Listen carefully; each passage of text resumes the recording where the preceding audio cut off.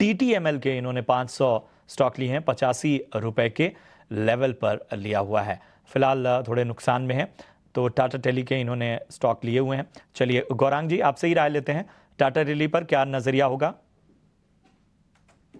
प्रशांत, ऐसी कंपनियों को हम कवर करते नहीं है, इसलिए विशेष रूप में टिप्पणी ठीक नहीं है, कर पाते। ठीक लेकिन है। एक चीज मैं दर्शकों को बताना ये चाहूंगा कि आप कौन से शेयर में निवेश करते हैं उसके बारे में जानकारी ले लें। जहां तक मेरी जानकारी है, इनका एक समय पर सेल्युलर सर्विस प्रोवाइडर कंपनी हुआ करती थी, लेकिन अब पूर्ण तरीके से वो सब सेवाएं जो उपलब्ध कराती थी वो बंद हो गई है। और कामकाज को लेकर के मेरे ख्याल से ज्यादा बाजार में जानकारी लोगों को है नहीं।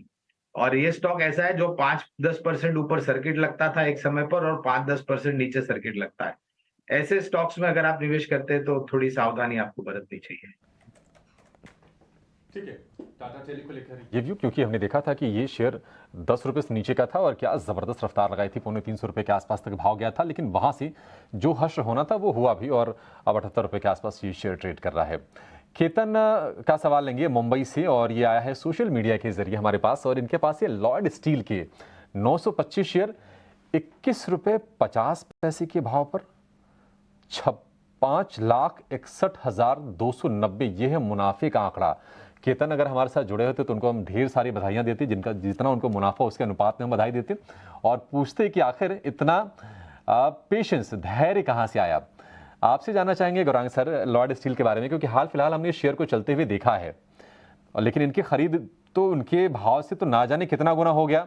अब आपकी राय क्या है और कंपनी पर आपकी टिप्पणी क्या होगी?